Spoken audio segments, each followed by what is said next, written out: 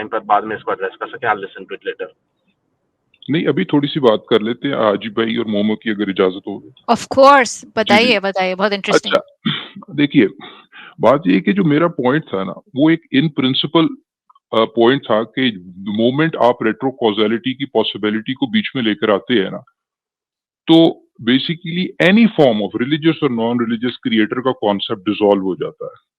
वो इस वजह से कि फिर तो आप ये कर सकते, क्योंकि रेट्रो कॉज़ैलिटी का मतलब ही ये है कि आपकी जो टाइम ऑर्डरिंग है, वो उसका कॉज़ एंड इफ़ेक्ट पर अब फ़र्क नहीं पड़ना, उल्टा हो जाना है। तो यूजिंग द सेम रीज़निंग आप ये कह सकते हैं कि भई हमने क्रिएटर को बनाया। वो रेट्रो कॉज़ैलिटी है ना, कि जो जिसको हम कॉज़ कह रहे हैं, वो बेसिकली यानी जिसको हम अभी इफ़ेक्ट कह रहे हैं, वो कॉज़ भी हो सकता है। तो basically probably we are the cause of the creator under that framework of retro causality. तो इस वजह से रेट्रो कॉज़ैलिटी ज़रूरी नहीं है कि वो रिलीजियस क्रिएटर को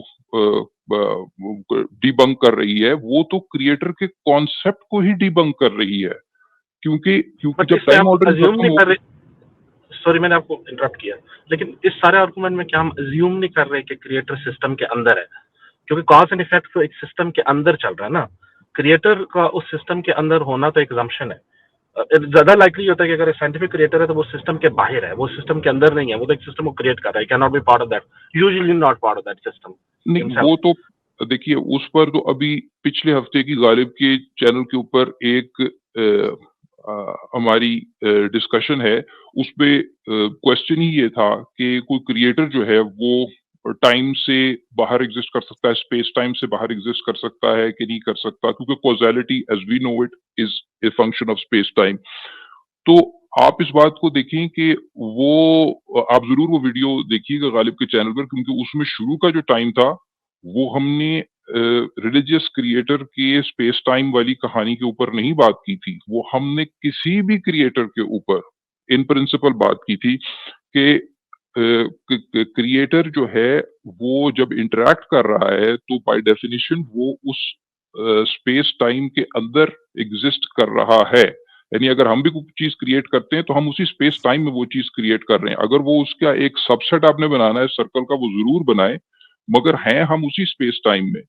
दूसरी बात ये कि अगर आप ये कह रहे हैं कि कॉज़ एंड इफ़ेक्ट जो है, वो इस पे अगर आप ये मान रहे हैं, जो कि हम अक्सर बात करते हैं कि जो कॉज़ैलिटी है एज़ वी नो इट, वो तो probably once the universe is there, which means कि जी जब आपकी कुछ ऐसी एंटिटीज़ फंडामेंटल पार्टिकल्स मौजूद हैं और उन फंडामेंटल पार्टिकल्स किसी फील्ड के अंदर मौजूद हैं। I am talking in very general terms, क्योंकि हर चीज़ ही फील्ड्स की टर्म्स में एक्सप्लेन होती है आजकल, चाहे वो क्वांटम फील्ड थ्योरी हो, चाहे वो जनरल रिलेटिविटी हो, चाहे वो कोई और चीज़ हो, तो वो फील्ड थ्योरी ही उसको एक्सप्लेन करती है। तो अगर पार्टिकल्स हैं और फील्ड्स हैं और उन उस फील्ड्स में पोटेंशियल डिफरेंसेस हैं, तो तब आप कहते हैं कि जी किसी पार्टिकल की स्टेट में चेंज लाने के लिए आपको कोई एजेंसी की ज़रूरत है, because there are opposing fields, there are because it has to move against the field, because in the absence of those fields तो कांसेप्ट ऑफ एजेंसी ही कोलैप्स कर जाता है। तो ये आपकी बात दुरुस्त है कि अगर कॉज़ एंड इफेक्ट और कॉज़ैलिटी कोलैप्स कर गई है, तो फिर किसी चीज़ के होने के लिए कुछ चीज़ दरकार नहीं है, and we should be open to that. So therefore creator का कॉन्सेप्ट वहाँ भी कोलैप्स हो जाता है, क्योंकि क्रिएटर का कॉन्सेप्ट तो तभी है ना कि जब चीज़ों के होने के लिए कुछ एजेंसी दरकार है।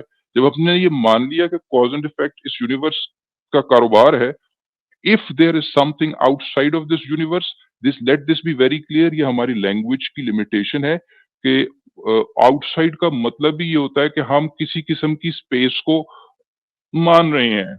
इनसाइड आउटसाइड एक स्पेशियल कॉन्सेप्ट ही है।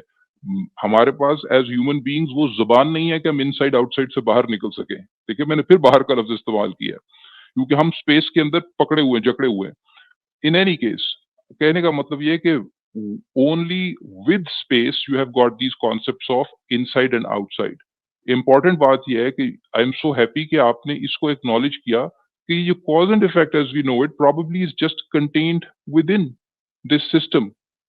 तो जब इस सिस्टम के बगैर कॉज़ एंड इफेक्ट नहीं है, तो why do we need an agency, because then probably things can happen by themselves, as absurd as it may appear to us, क्योंकि हम इस सिस्टम की पैदावार हैं, इस वजह से हमें absurd लग रहा है. So therefore without that system, और मैं बड़ा केयरफुल हूँ विदाउट कलर्स में जान के इस्तेमाल कर रहा हूँ कि मैं आउटसाइड कलर्स नहीं इस्तेमाल करना चाहता. तो without that system things can happen without agencies. Probably quantum fluctuations हमें उसी तरफ पॉइंट कर रही हैं. हम देखते हैं क्वांटम फ्लक्चुएशंस को, हम देखते हैं पार्टिकल्स जो हैं वो pop in and out of existence करते हैं. तो यानी कि prior to causality things may be can happen without causes.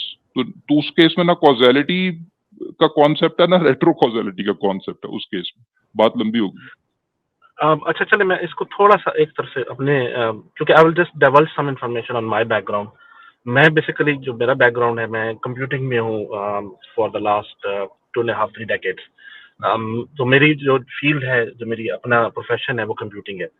और जब मैं एक कंप्यूटिंग के पर्सपेक्टिव से देखता हूँ, एक प्रोग्रामर के पर्सपेक्टिव से, तो मैं इसको ऐसे देखता हूँ कि भाई मैंने एक सिस्टम डेवलप किया, अब मैंने उसको आई सेट दैट इन मोशन.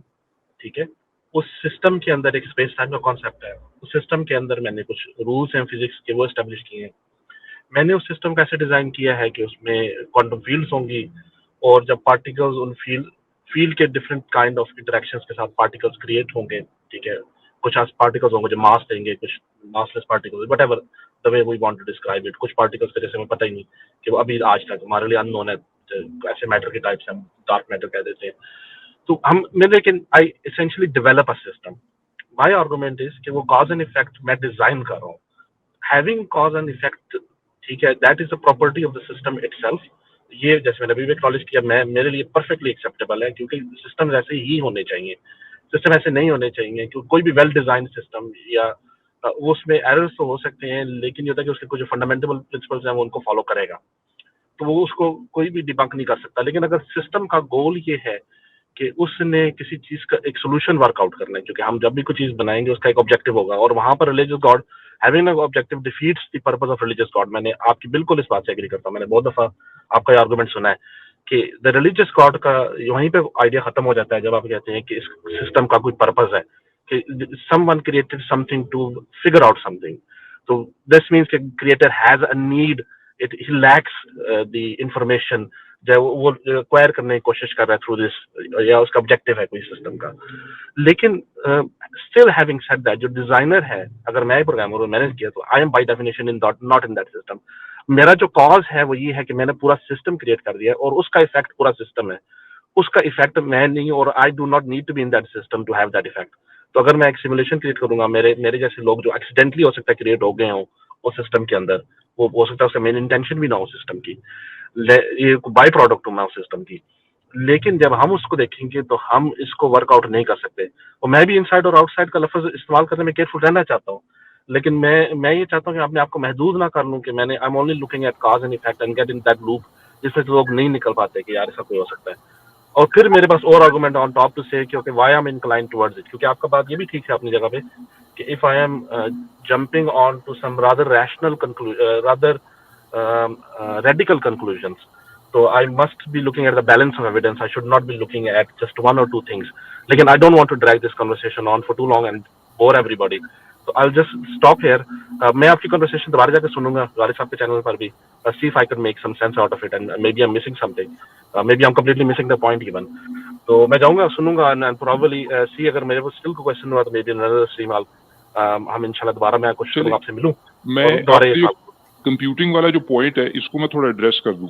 जी जरूर जरूर. जी. एक तो पहली बात ये है कि ये जो आपकी कंप्यूटिंग की एग्जांपल, अगेन इसमें आपको केयरफुल होना है, वो इस वजह से कि आप एक स्पेस टाइम में एग्जिस्ट कर रहे हैं.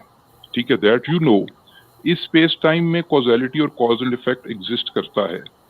जो आपने सिमुलेशन बनाई है उसकी स्पेस टाइम और कॉज एंड इफेक्ट इससे इंडिपेंडेंट नहीं है. This is very important to understand. It might be the case कि वो सिमुलेशन बड़ी फास्ट पेस्ड है, वो आपका जो क्लॉक स्पीड है कंप्यूटर की अंदर वो बड़ी तेज है, तो मेरा जो एक टाइम इंडेक्स है जो आउटसाइड अगर 1 साल है, वो मैं उसको सिमुलेट करना चाहूं, मैं 1 साल हो सकता है 1 सेकंड में सिमुलेट कर सकूं. But yet there is a time index inside and there is a 1-to-1 correspondence between the time index outside. ठीक है? तो लिहाजा वो उसको एक इंडिपेंडेंट बात समझना, आई थिंक उसमें थोड़ी-सी आई थिंक क्लैरिटी की गुंजाइश है, नंबर 1। और जो कॉज़ एंड इफेक्ट बाहर लग रहा है, एग्ज़ैक्टली वही कॉज़ एंड इफेक्ट की प्रिंसिपल्स अंदर भी लग रहे हैं। वो आपको लग रहा है कि एक लॉजिकल स्पेस है, मगर उस लॉजिकल स्पेस का एक एक्चुअल हार्डवेयर में फुटप्रिंट है। अगर कोई वेरिएबल आपने किसी रजिस्टर में मैनिपुलेट कर रहे हैं उस वर्चुअल स्पेस में, उसका एक फिजिकल फुटप्रिंट है, वो किसी रजिस्टर में एग्जिस्ट करता है एज़ अ फिजिकल थिंग, तो वो इसी वर्ल्ड में एग्जिस्ट कर रहा है असल में। ये हमारे ब्रेन की क्या कहते हैं अंडरस्टैंडिंग एज़ इफ कि वो एक जैसे कोई सॉफ्टवेयर या सिम्युलेटेड एनवायरनमेंट है, वो एक फास्ट पेस्ड एनवायरनमेंट में, मगर उसका एक फिजिकल फुटप्रिंट है। तो it's not virtual actually, it is our convenience that we think that it's virtual. मगर जो जो कैरेक्टर है, अगर वीडियो गेम खेल रहे हैं, जो जो कैरेक्टर है उसके कोरस्पॉन्डिंग हार्डवेयर में, उसकी रजिस्टर में रिप्रेजेंटेशन है उस वक्त मेमोरी में, दैट इज फिजिकल। ठीक है? तो वो, और that is not a simulation. तो मैं इन चीजों में ज्यादा तखसीस इस वजह से करने में जरा हिचकिचाता हूँ, नंबर 1। नंबर 2 ये है, हमें एविडेंस को भी देखना है कि भाई इस यूनिवर्स की जिस हद तक ये कहना कि ये हमारी बस से बाहर हैं ये चीजें, वो तो हम मान सकते हैं कि हमारे बस से हम एक लिमिटेड कैपेसिटी के, इंतहाई लिमिटेड कैपेसिटी के लोग हैं बहैसियत इंसान। लेकिन ये फिर, और बहरहाल ये कमेंट ये कहना कि चूंकि हमारी लिमिटेड कैपेसिटी है, इस वजह से ये कुछ हो सकता है, बहरहाल ये आर्गुमेंट रूटेड है हमारी लैक ऑफ नॉलेज में। वेयर एज जब हम जिस हद तक भी अपनी बिसात में एविडेंस को मॉनिटर कर सकते हैं, ऑब्जर्व कर सकते हैं, उसकी बेसिस पे जो हम कंक्लूजन निकालते हैं, वो बहरहाल एक आर्गुमेंट है on the basis of knowledge. ठीक है? और जब हम अपनी लैक ऑफ नॉलेज की वजह से कोई किसी कंक्लूजन पे पहुंचने लगते हैं, तो वो एक लैक ऑफ नॉलेज वाला आर्गुमेंट है। दोनों को हम कैसे एक जगह इकट्ठा कर सकते हैं? तो जिस हद तक भी हम ऑनेस्टली और पूरी दयानत से इस यूनिवर्स को ऑब्जर्व करते हैं, उसके कैरेक्टरिस्टिक्स में इंटेलिजेंस नजर नहीं आती। और अगर जो हमें लग रहा है कि वो इंटेलिजेंस आ रही है, वो ऐसी इंटेलिजेंस है जो हमें बहुत ही अनइंटेलिजेंट, हमार human intelligence is a very low benchmark of intelligence, लेकिन वो हमारे उस लो बेंचमार्क के मुताबिक भी बहुत ही, उसको भी, उस लो बेंचमार्क को भी मिस करती है। ठीक है? तो यानी कि आपका जो जिस तरीके का नेचर के अंदर आपको ट्रायल एंड एरर नज़र आता है, वो इ इ इंसान जब अपने प्रोडक्ट्स बनाता है, तो वो भी ट्रायल एंड एरर करता है। लेकिन उस तरह की उसके अंदर ट्रायल एंड एरर नहीं होती। मैं अक्सर एग्ज़ाम्पल देता हूँ, हमारे कुछ और दोस्त भी हैं, दूसरे चैनल पर भी एग्ज़ाम्पल देते हैं। बायोलॉजिकल वर्ल्ड की अंडरस्टैंडिंग बड़ी इम्पोर्टेंट है। पिछले दिनों हमारे एक और जो भाई हैं, उन्होंने भी अपने चैनल पे ये बात की, मैं पिछले 2-3 साल से ये एग्ज़ाम्पल देता हूँ। वो एग्ज़ाम्पल है अपोसम की, ठीक है? जो अपोसम आपका जानवर होता है, उसकी जो फीमेल अपोसम होती है, उसके तकरीबन 13 निप्पल होते हैं। जो आपका जो लिटर साइज़ है, वो तकरीबन 20-25 से 50 तक पैदा होते हैं। वो पैदा हो जाते हैं, और पैदा होने के बाद उनके दरमियान एक रेस है, जो पहले 13 निप्पल जो है तक पहुँच लेता है, उनको सिक्योर कर लेता है, वो सर्वाइव कर जाते हैं, बाकी पेरिश कर जाते हैं। ठीक है? ये एक इस लेवल का यानी कि ट्रायल एंड एरर वाली, ये एक इस लेवल की बात है जो कि हमारे पर्सपेक्टिव से भी एक बड़ी अनइंटेलिजेंट चीज़ है। तो अगर तो कोई वो है, पीछे कोई, उसको हम तो उसकी इंटेलिजेंस को कब के सरपास कर चुके हैं। And this is not surprising, because it is certainly possible कि हमारी created, because there is simulation between simulation, matryoshka of simulations भी, उसको भी गालिब भी बात करते होते हैं इसकी, कि रिकर्सिव सिमुलेशंस भी हो सकती हैं, कि जो हमारी क्रिएटेड सिमुलेशंस हैं, ये इट वोंट बी सरप्राइजिंग कि एआई ह्यूमन इंटेलिजेंस की, कलेक्टिव ह्यूमन इंटेलिजेंस को भी सरपास कर सकती है आने वाले वक्तों में। I will not be surprised on that. तो फिर या तो फिर हम सरपास कर गए हुए हैं, तो बेसिकली देन इट्स इररेलेवेंट। ठीक है? लेकिन पहली बात ये है कि वो जो सिम्युलेटेड एनवायरनमेंट और आउटसाइड एनवायरनमेंट के दरमियान जो फ़र्क है ना, वो एक मुझे लगता है ह्यूमन परसेप्शन है। That's about it. अदरवाइज़ उसका एक फिजिकल फुटप्रिंट है। अच्छा, मेरा इसके ऊपर कुछ है पॉइंट ऑफ व्यू। वो कुछ इस तरह के अलोंग द लाइन्स जाएगा कि भाई जो हम इम्प्योरिटीज देख रहे हैं, पहले तो हमें एक्नॉलेज करना चाहिए कि हम किसी परफेक्ट क्रिएटर की बात नहीं कर रहे।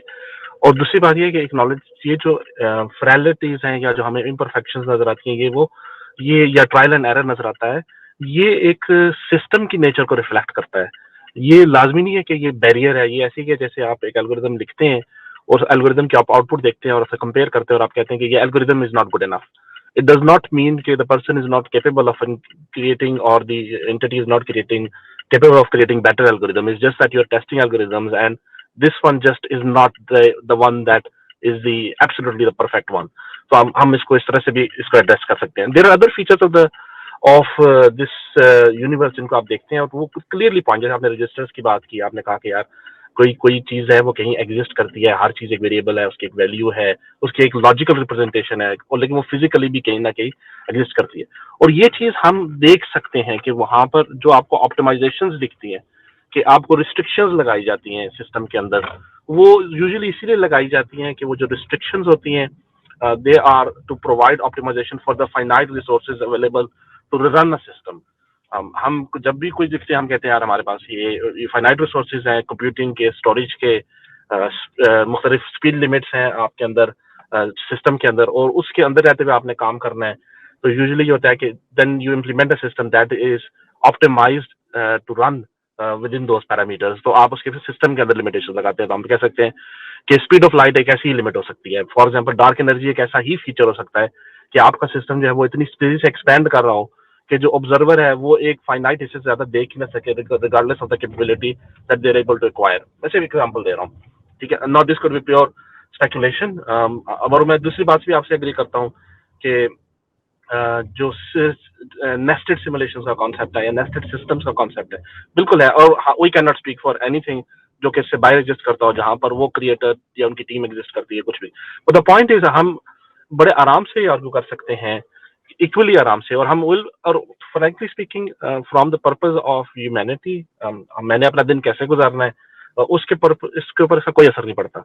क्योंकि जब आप नॉन रिलीजियस क्रिएशन की बात करते हैं तो आप एग्जैक्टली उसी पोजीशन में जाके आप एग्नोस्टिक है या एथियस्ट हैं, क्योंकि आपकी पोजीशन यही होती है कि मैं अपने मॉरल्स कहीं से नहीं ले रहा हूँ भाई, मैं अपने रिजल्ट्स कहीं से नहीं ले रहा हूँ, still trying to work out the results, और मेरे जो मॉरल्स हैं they will come from elsewhere.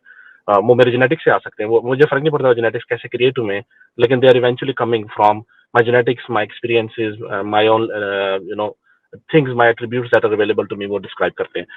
I wouldn't drag on, as I said, मैं वैसे भी अपनी कम्यूट के बिल्कुल आखिर में हूँ, I wouldn't be able to continue anyway, लेकिन I would really be thankful for this really amazing conversation in the morning for me, or that just sets out my day, or I'm really thankful to you for giving me such food for thought for maybe for some upcoming days when I would be able to spend more time thinking about this amazing subject. बहुत शुक्रिया आपका। चले फिर बात करेंगे। Thank you very much for coming. Thank you very much. Pleasure talking to you. Thank you.